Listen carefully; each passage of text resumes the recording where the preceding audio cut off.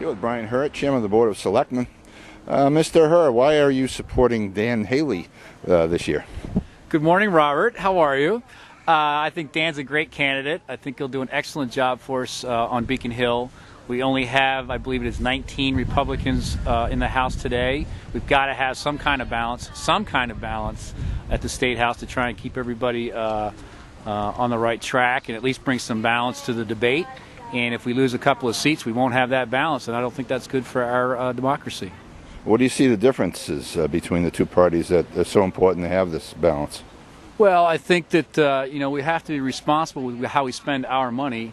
It is, in fact, the taxpayers' monies that the folks on Beacon Hill spend, and I think if everybody lines up from one political thought process, the money could be spent a little bit easier than it probably should be.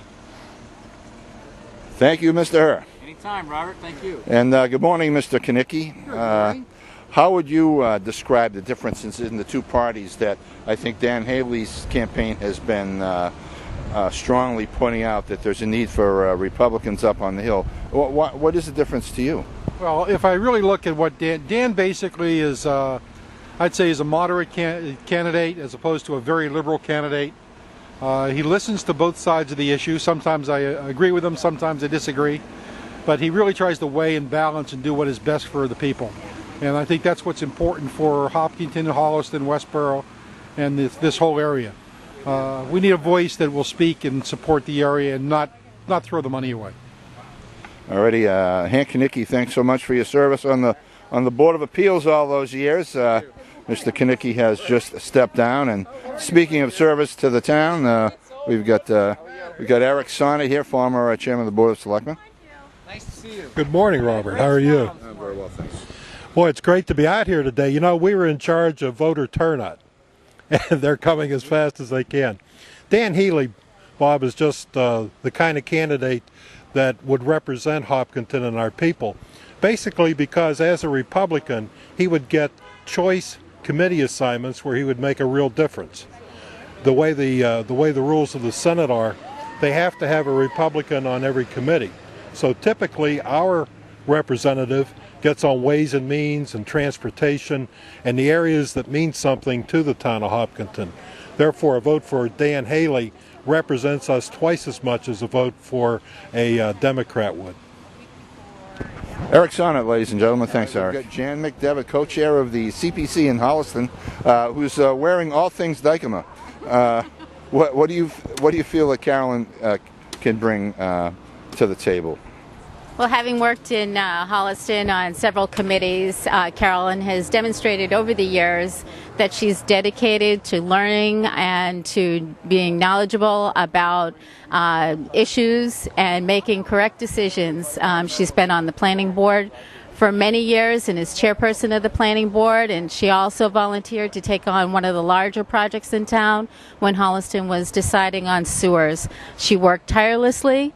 And even though the vote didn't go the way that they wanted it to, she demonstrated an ability to have knowledgeable decisions. She'll be a fantastic full-time rep, and I hope everyone will vote for her. Thank you.